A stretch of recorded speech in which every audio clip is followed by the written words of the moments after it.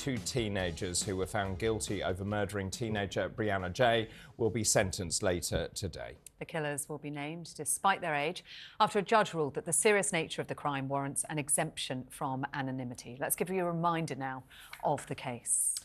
In December 2022, girl X sent boy Y a video advertisement for an underground website for those interested in torture in murder and message saying she was obsessed over someone called Brianna. Throughout January 2023, boy Y and girl X exchanged messages talking about buying knives, giving Brianna enough ibuprofen to kill her, and they compiled a list of at least 4 people they wanted to kill. On February the 3rd, girl X sent a picture of a handwritten note of their plan of how to kill Brianna, titled Saturday the 11th of February 2023, victim Brianna Ghey.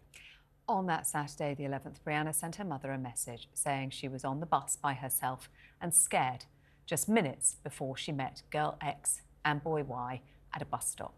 Just over an hour later, Brianna was found lifeless by dog walkers and was declared dead shortly afterwards. talkTV correspondent Oliver Whitfield-Mearchich is at Manchester Crown Court, where the sentence will be handed down later today. And not just the sentence, Oliver, girl X and boy Y will be named. Yes, that's right. Good morning, Sarah. We're expecting sentencing to get underway at 10:30 here at Manchester Crown Court, and Mrs. Justice Yip will have to decide how long both girl X and boy Y will spend behind bars. They've already been warned that they face a life sentence. That's not to be confused with the more recent whole life sentence, which doesn't allow people to be released from prison. Instead, it's for the judge to decide how long it will be before they are even considered for release, and then we will move on to the naming of girl X and boy Y. At that point, we'll be able to unmask their identities and show how these are some of the most sadistic child killers that Britain has seen in decades. Now, it's not going to be an easy day for the family of Brianna Ghey. Mum Esther is expected to be in court later today, although we're not expected to hear from her, and nor is it going to be easy for Brianna's friends. I've caught up with one of her closest school friends, Ella Watkins, and started off by asking her what Brianna was like as a person.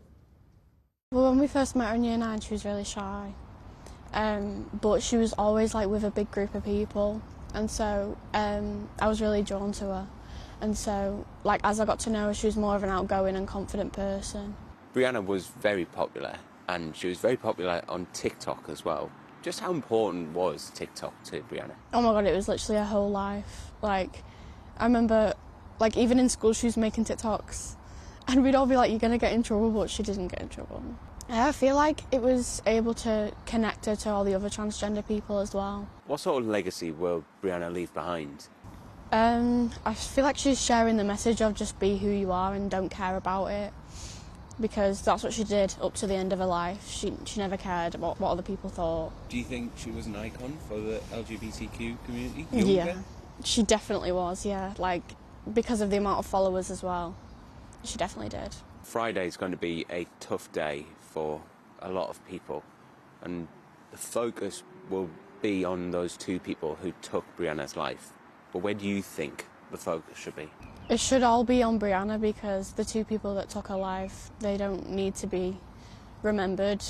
They shouldn't be given that fame, because they don't deserve it. It should all be focused on Brianna.